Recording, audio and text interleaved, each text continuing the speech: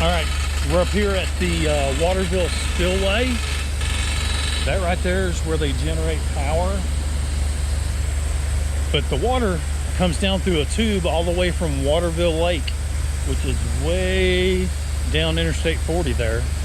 But you can see how much this area got hit from Helene. They claimed there was a 20-some foot wall of water come down through here, washed all this area out.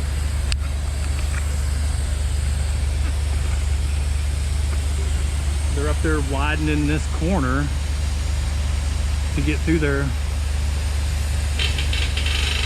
There's also a bridge up this road. This road here takes you up around towards 32.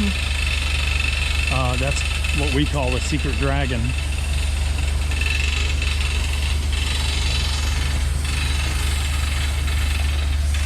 So anyhow, I just wanted you guys to see this. This was a big rafting area. They'd bring busloads of people up here. And as you can see, there's no more rapids. So the rafting is done for this area. All right, off to the next destination.